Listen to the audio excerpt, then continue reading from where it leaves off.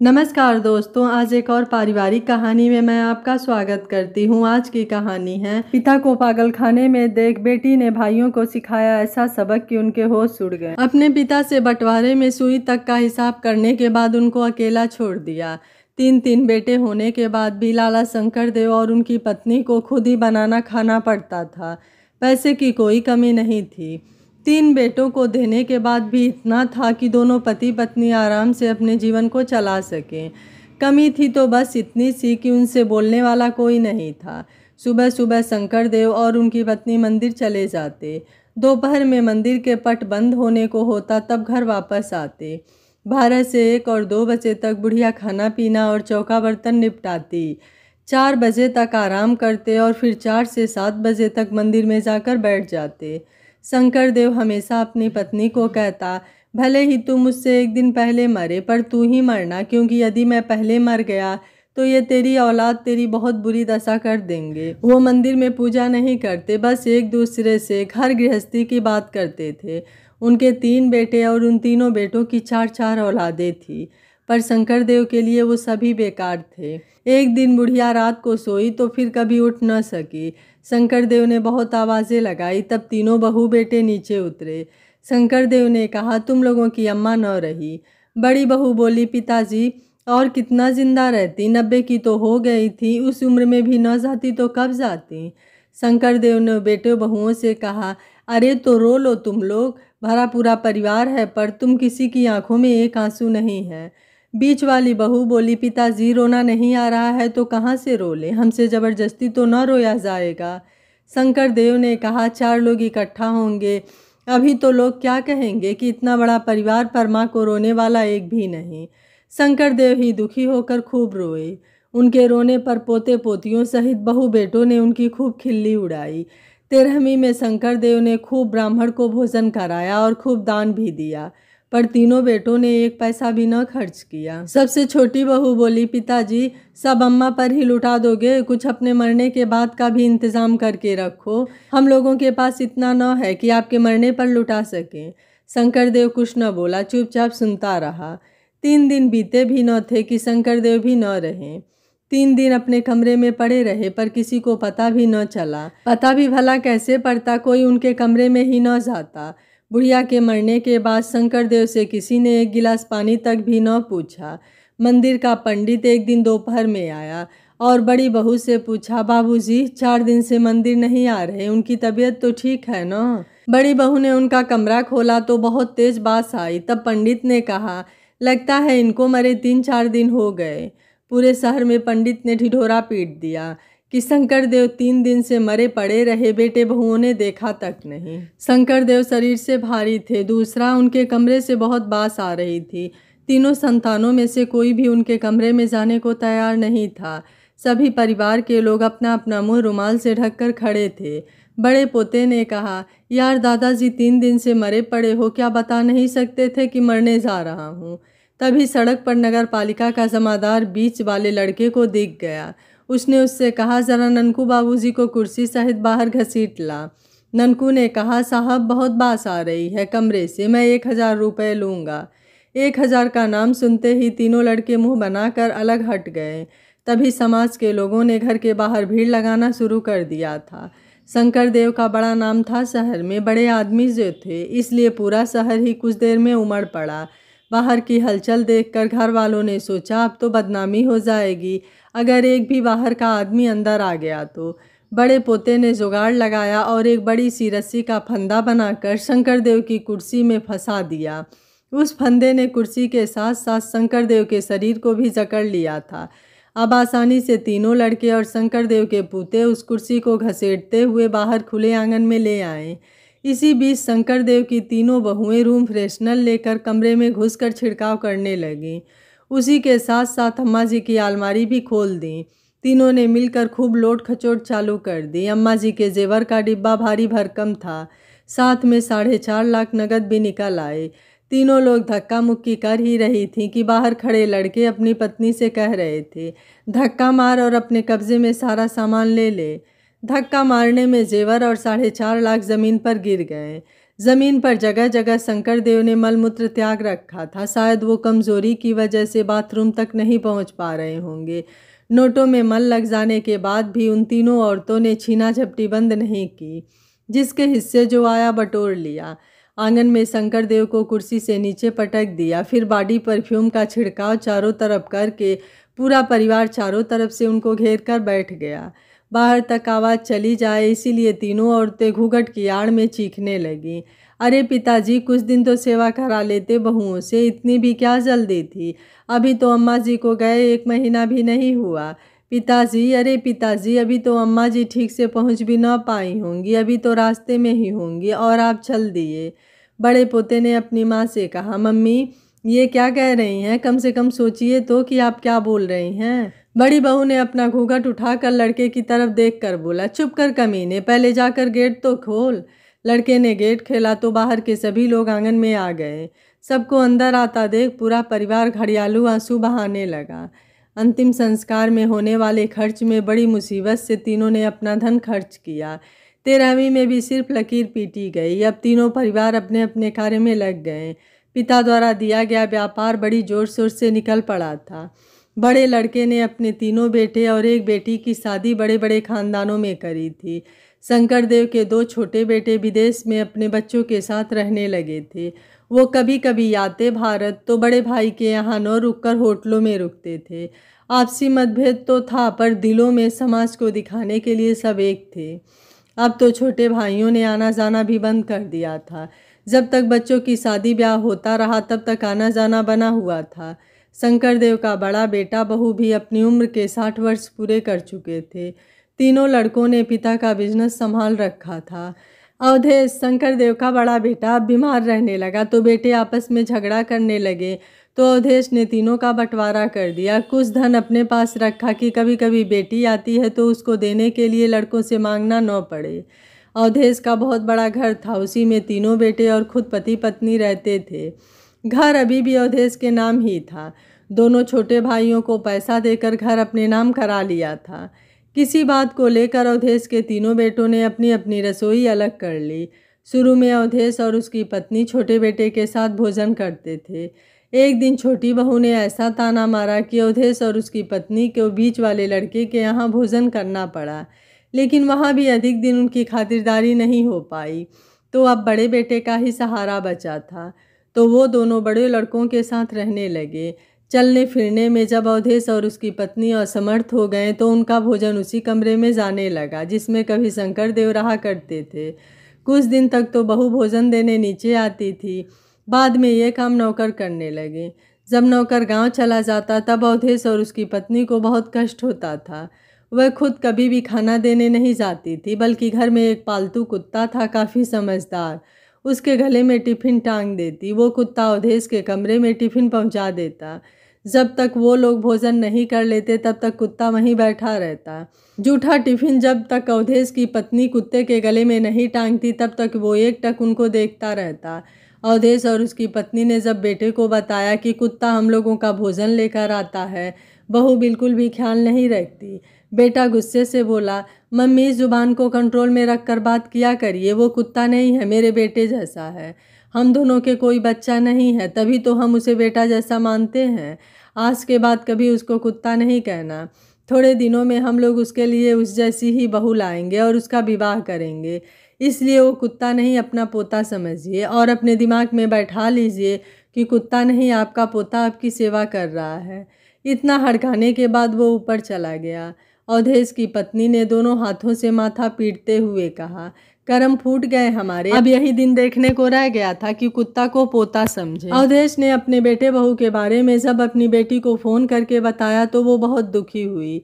पर बेटी की मजबूरी ये थी कि वह स्वयं एक संयुक्त परिवार की बहू थी, इसलिए माता पिता को अपने साथ नहीं रख सकती थी। लेकिन वो अपने माता पिता से अक्सर मिलने आ जाया करती थी। आज रविवार था तो बेटी और दामाद दोनों ही अवधेश से मिलने आ गए थे। जैसे ही वो कमरे में घुसी तो उसको अजीब सी गंध आई। पापा जी, ये कैसी बदबू आ रही है आपके कमरे से? बेटी, कुत्ते ने टट्टी कर रखी है 3 दिन से, पर तेरे भाई भाभी ध्यान ही नहीं देते। तेरी माँ न जाने कितनी बार कह चुकी पर ये लोग सुनते ही नहीं। मैं ज़रा भी खड़ा होता हूँ तो चक्कर आते हैं। तेरी माँ की सांस फूलती है इसलिए ये भी नहीं ऊपर नीचे जा सकती है। तभी गले में टिफ़िन लटकाए कुत्ता कमरे में आ गया। अवधेश ने उसके गले से टिफ़िन निकाल कर एक तरफ रख दिया। कुत्ता अर्चना के पास आ गया। तब तक दुम हिलाकर अर्चना का स्वागत करता रहा जब तक अर्चना ने उसके सर पर हाथ रखकर उसको सहला न दिया। अवधेश ने बताया, इसी तरह रोज़ हम लोगों का खाना आता है। अब जब तक हम लोग खाना खाकर टिफ़िन इसके गले में नहीं डाल देते तब तक ये यहीं बैठा रहेगा। बेटी का कलेजा बैठ गया। ये सुनकर दिल भी बहुत रोया पर आंखों के आंसुओं को बेटी इसलिए पी गई कि माता पिता को तकलीफ़ होगी। अर्चना ने कुत्ते से कहा, जा भाभी को बुला कर ला। अर्चना की बात सुनकर वो सरपट ऊपर भागा और थोड़ी ही देर में अपनी मालकिन का दुपट्टा मुंह में दबाकर मालकिन को घसीटता हुआ अवधेश के कमरे में ले आया। अपनी ननद को अचानक देख उसके होश उड़ गए। खिसियाते हुए बोली, अरे दीदी आप, और ननद के पैर छूने लगी। बस करो भाभी, ये झूठा दिखावा ना करो तो ही बेहतर होगा। अर्चना ने अपनी भाभी को हड़काते हुए कहा, क्या तुम्हारे मायके में भी तुम्हारे माता पिता को कुत्ता ही खाना पहुंचाता है? थोड़ी बहुत तुम में शर्म है या बेचकर खा गई हैं सारी शर्म व हया? इस कमरे में डॉगों की पॉटी की इतनी बदबू आ रही है, ज़रा बैठ कर देखो 5 मिनट इस कमरे में। तुम अपने सास ससुर के साथ ऐसा कैसे कर सकती हो? यकीन नहीं होता मुझे। तुम अच्छे परिवार की लड़की हो। भगवान न करे कल को तुम्हारे माँ बाप के साथ तुम्हारी भाभी ऐसा करें जैसा तुम यहाँ कर रही हो तो फिर तुम्हें कैसा महसूस होगा? वो अपनी ननद की बातों को बहुत देर बर्दाश्त करती रही। जब उसे लगा कि अब तो पानी सर से ऊपर आ रहा है तो कमरा छोड़कर भागने लगी। तभी कुत्ते ने उसके कुर्ते को अपने मुंह में दबाकर रोक लिया। ऐसा लग रहा था मानो वो अर्चना से कह रहा हो कि इसको और 4 बातें सुनाओ। लेकिन वो अपना कुर्ता छुड़ाकर वहां से चली गई। अपने पति को 3 की तेरह लगाकर बहन के खिलाफ भड़का दिया। बहन भाई में काफ़ी बहस हुई पर नतीजा ये हुआ कि भाई ने धक्का मारकर बहन को घर से निकाल दिया। अवधेश ने अपने पास की जितनी भी जमा पूंजी थी सब कुछ बेटी को देकर ये कहा कि अपने ससुराल के नज़दीक कोई किराए का मकान देख लो, हम लोग वहीं रह लेंगे। ये सब देख सुनकर अवधेश का बेटा बोला, अभी के अभी निकलिए यहाँ से। अवधेश ने कहा, मैं नहीं, तू निकल जा अभी का अभी मेरे घर से। ये घर आज भी मेरा है। जो मेरी पत्नी की देख रेख करेगा ये घर भी उसी का होगा। इतना शोर सुनकर अवधेश के दोनों छोटे बेटे भी आ गए। सबसे छोटा बेटा बोला, वाह पापा जी वाह, आपने तो दादा दादी की सेवा करके उन्हें निहाल कर दिया था। बेचारों की अर्थी तक उठाने में चंदा किया था तुम तीनों भाइयों ने, और हम लोगों से उम्मीद करते हो कि हम लोग आपकी सेवा करें। इतना जलील होने के बाद अर्चना ने सारा जेवर और पैसा पिता के ऊपर फेंक दिया। सारा जेवर और पैसा ज़मीन पर बिखरा देख, जो कि कुत्ते की पोटी में भी मिल गया था, अवधेश की तीनों बहुएं और बेटे उस पैसे और जेवर पर टूट पड़े। तीनों भाइयों और उनकी पत्नियों में खूब घमासान हुआ। कुत्ते की पोटी सबके कपड़ों और मुंह पर लगी थी। तीनों भाई और उनकी पत्नियां एक दूसरे से कर रहे थे, धक्का मार धक्का मार धक्का मार। कुत्ते ने भौंक भौंक कर आफत कर दी। अर्चना रोते हुए वापस चली गई। जिसको जो रुपया जेवर मियाँ बटोर लिया, पर सबके मुंह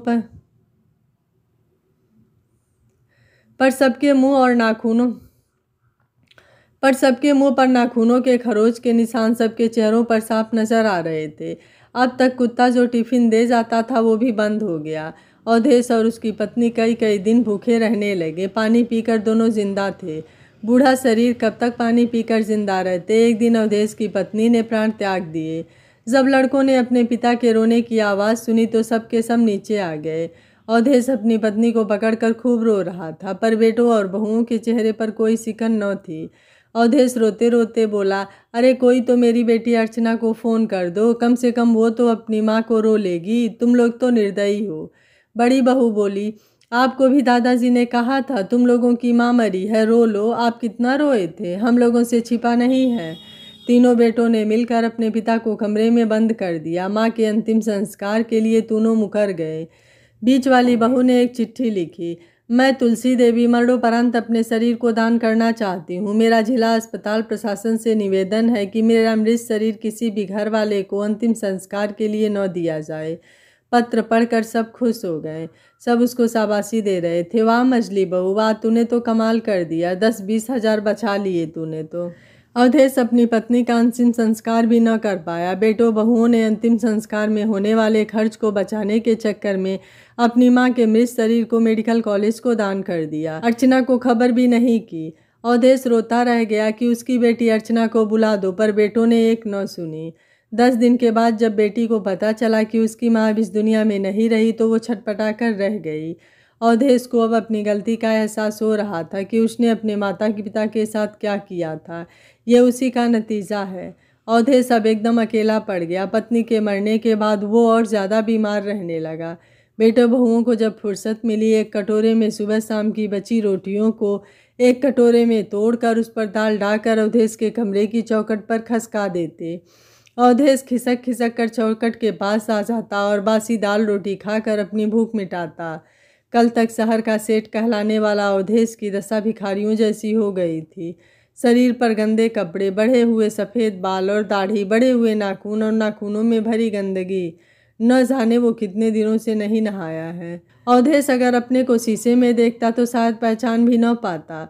एक दिन अर्चना आ गई सुबह सुबह और उसने अपने तीनों भाइयों से कहा कि पापा को मैं अपने साथ लेकर जा रही हूँ, लेकिन ले जाने से पहले पूरे शहर के लोगों को इकट्ठा करके उनको बताना चाहती हूँ कि जिस पिता की जायदाद पर 3-3 बेटे ऐशो आराम की ज़िंदगी जी रहे हैं, उन्हीं के पिता उन्हीं के घर में एक भिखारी से भी बदतर ज़िंदगी जी रहा है। बल्कि इसे जीना नहीं कहते, वो तो घुट घुट कर मर रहा है। समाज को पता चले कि इस शहर के रईस बाप के रईस बेटे अपने बाप को कितने सुख चैन से रखे हुए हैं। अर्चना की खरी खोटी सुनकर तीनों लड़कों की हालत खराब हो गई। अर्चना और उसके पति ने मिलकर अवधेश को स्नान कराया, उसके कमरे की सफाई करी और भाइयों को आगाह किया कि या तो पापा आज से ऊपर तुम लोगों के साथ रहेंगे या तो मैं साथ लेकर जाऊंगी। अगर मैं लेकर गई तो इस शहर को बता कर जाऊंगी, जैसा कि मैं अभी तुम लोगों को बता चुकी हूँ। तुम तीनों भाई अपनी अपनी बीवियों के साथ सलाह कर लो। मैं आज शाम तक पापा के साथ हूँ। तुम सब शाम तक सलाह करके मुझे बता दो। बहन के द्वारा दी गई चेतावनी ने सबको सोचने पर मजबूर कर दिया। सभी लोग बहन के पास जाकर बोले, पापा हम लोगों की जिम्मेदारी है, हम लोग ही पापा की देखरेख करेंगे। ये कहते हुए बड़े लड़के ने अवधेश को उठाया और सीढ़ियों से ऊपर ले जाने लगा। लड़की और दामाद उसी शाम चले गए। 3 दिन अवधेश के ठीक से गुजर गए। चौथे दिन सभी के प्लान के हिसाब से अवधेश को बरेली के पागलखाने में छोड़ने जाना था। शहर के डॉक्टर से बड़े बेटे ने कहा, डॉक्टर साहब मम्मी के जाने के बाद पापा कुछ अजीब अजीब हरकतें कर रहे हैं। पूरे घर में उपद्रव कर रहे हैं, सामान फेंकना, कपड़ों में ही गंदगी कर देना, और तो और रात को उठ जाते हैं और किचन की गैस जला देते हैं और पूरी रात उसके सामने बैठे रहते हैं। कभी कभी पूरा रात साबुन से हाथ धोते रहते हैं। ये सब क्या है डॉक्टर साहब, मेरे पापा जी को क्या हो गया? ये कहते कहते वो घड़ियालू आंसू बहाने लगे। डॉक्टर अग्रवाल अवधेश के पारिवारिक डॉक्टर थे। उन्होंने कहा कि चलो मैं देख लेता हूँ। लड़का बोला, नहीं डॉक्टर साहब आप रहने दीजिए। आज सुबह से घर में 2 लोगों का सर फोड़ चुके हैं। आज सुबह ही मेरी मिसेज को सीढ़ियों से धक्का मार के नीचे गिरा दिया है। गनीमत रही कि उसने अपने आप को संभाल लिया। इतनी बुरी हालत है और तुम मुझे अब बता रहे हो? डॉक्टर अग्रवाल ने उनसे कहा, अब तुम इनको किसी मेंटल हॉस्पिटल में दिखा दो, मैं रेफर कर देता हूँ, तुम इनको बरेली ले जाओ। लड़के को तो यही चाहिए था। नहीं डॉक्टर साहब, मैं पापा जी को वहाँ नहीं भेज सकता, वो कोई पागल थोड़े ही हैं। फिर यहाँ के लोग क्या कहेंगे कि बेटे ने पिता को पागलखाने भेज दिया। तुम्हें लोगों की परवाह है पर पिता की नहीं। जिस हिसाब से तुम अवधेश की हालत बता रहे हो उस हिसाब से तो अवधेश पूरी तरह पागल हो चुका है। तुम लोगों की परवाह छोड़कर उसको आज ही लेकर जाओ। लड़के के चेहरे पर जो चमक थी वो किसी विजेता से कम नहीं थी। हो भी क्यों न, डॉक्टर अग्रवाल ने बातों का गोल्ड मेडल जो दे दिया था। सभी लोग बहुत खुश हो गए। आज रात को ही अवधेश को बरेली के पागलखाने ले जाने के लिए तीनों बेटों और बड़ी बहू गाड़ी में अवधेश के साथ बैठ गए। रात भर अवधेश अपने बेटों से अच्छी अच्छी बातें करते हुए जा रहा था। लड़कों ने उसे बताया कि वो उसको दिल्ली इलाज के लिए ले जा रहे हैं, पर जैसे ही बरेली आया वैसे ही बहू बोली, न दिल्ली न बम्बई, आपको बरेली के पागलखाने में भर्ती कराने ले जा रहे हैं। बहुत अति करते हैं न आप, इसलिए। पागलखाने का नाम सुनते ही अवधेश चिल्लाने लगा, मैं पागल नहीं हूँ, मैं पागल नहीं हूँ। जैसे कि हर पागल कहता है कि मैं पागल नहीं हूँ, पर उसकी कोई नहीं सुनता। अवधेश पूरी गाड़ी में छटपटाता रहा, पर जवान लड़कों के मजबूत हाथों ने बूढ़े शरीर को बिना ताकत लगाए ही रोक रखा था। गाड़ी पागलखाने के प्रांगण में खड़ी थी अवधेश तेज तेज चिल्ला रहा था। बड़ा बेटा रिसेप्शन पर गया और डॉक्टर अग्रवाल को पर्चा दिखाते हुए एडमिशन फीस देकर आगे डॉक्टर के रूम में गया। थोड़ी ही देर में 3-4 वार्ड बॉय ने अवधेश को दबोच लिया। अवधेश रोता रहा, छटपटाता रहा, मैं पागल नहीं हूँ, मैं पागल नहीं हूँ। अवधेश को रोता बिलखता छोड़ पूरा परिवार वापस आ गया। पूरे शहर वालों से, बिरादरी से और रिश्तेदारों से यही कहा गया कि पापा बहन के यहाँ गए हैं, वहीं रहकर अपना इलाज करवा रहे हैं। अवधेश को अपने किए की सज़ा मिल रही थी। जैसा उसने अपने माता पिता के साथ किया, उससे भी कहीं ज़्यादा उसको भुगतना पड़ रहा था। वो पागल न होते हुए भी पागल खाने में बंद था। एक दिन कोई अपने मरीज से मिलने आया तो अवधेश ने उसको अपनी बेटी का फ़ोन नंबर देकर प्रार्थना करी कि इस नंबर पर फ़ोन लगाकर मेरी बेटी से बात करवा दो, मैं पागल नहीं हूँ। पर मेरे बेटे बहू मुझे यहाँ पागल करार करके भर्ती करा गए हैं। बस एक बार आप मेरी बेटी से बात करवा दीजिए। बेटी की आवाज़ सुनते ही अवधेश फपक पड़ा। अवधेश ने सारी बातें बता दी। बेटी से पिता की पीड़ा बर्दाश्त न हुई। वो उसी समय अपनी पति के साथ बरेली के लिए निकल गई। दूसरे दिन जब वो अपने पिता को लेकर अपने घर आई तो अवधेश ने वकील को बुलाकर अपनी कोठी अपनी बेटी के नाम कर दी और साथ ही जीते जी अपना शरीर भी मेडिकल कॉलेज में दान कर दिया। एनाटॉमी विभाग सारी प्रक्रिया की गई। गवाह के तौर पर बेटी और दामाद हस्ताक्षर कर दिए। लड़की ने भाइयों को लताड़ लगाते हुए कोठी को खाली करने का आदेश दिया। साथ में ये भी कहा कि पापा अपने तीनों लड़कों को अपनी कोठी संख्या को बेदखल करके अपनी बेटी के नाम करते हैं। अब तुम लोगों के पास बहुत कम समय है, मेरी कोठी को 3 दिन के अंदर खाली कर दिया जाए। यह नोटिस तैयार हो गई। पापा जी मेरे साथ हैं, जिनको तुम पागल बनाकर बरेली छोड़ आए थे, वो एकदम स्वस्थ हैं। भगवान से प्रार्थना करती हूँ कि मेरे पापा हमेशा स्वस्थ रहें। पापा जी की लंबी उम्र हो। वो जब तक इस दुनिया में है तब तक मेरे साथ ही रहेंगे। और मुझे पापा की उस कोठी का भी लालच नहीं है, क्योंकि पापा चाहते कि वहाँ एक बड़ा धर्मशाला बने, इसलिए 3 दिन में कोठी खाली की जाए, वरना सारा सामान सड़क पर फेंक दिया जाएगा। पापा ने यह भी लिखा है कि धर्मशाला तैयार होने के बाद एक एक कमरा मेरे नालायक बेटों को किराए पर दे दिया जाए। अगर वो हर महीने का किराया ट्रस्ट में जमा कर सकते हो तो। ये सुनते ही तीनों लड़कों के होश उड़ गए। थोड़े दिन बाद ही अवधेश की मृत्यु हो गई। उसके शरीर को एनाटॉमी विभाग के लोग ले गए। लड़कों को कोठी खाली करनी पड़ी। अवधेश गायत्री देवी धर्मशाला का निर्माण हुआ और उसकी ट्रस्टी बेटी को बनाया गया। अवधेश के तीनों बेटे किराए के मकानों में आज भी भटक रहे हैं। अंतिम में अवधेश अपने ही कर्मों का फल भोग रहा था। अवधेश के पिता तो उसे सबक नहीं सिखा पाए, लेकिन अवधेश ने अपने बेटे बहुओं को सबक सिखाते हुए एक मिसाल पेश की। यह कहानी आपको कैसी लगी, आप मुझे अपनी राय कमेंट बॉक्स में ज़रूर दीजिएगा। वीडियो पसंद आया है तो वीडियो को लाइक शेयर एंड चैनल को सब्सक्राइब कर लीजिएगा। Thank you for watching. मिलते हैं अगली कहानी में।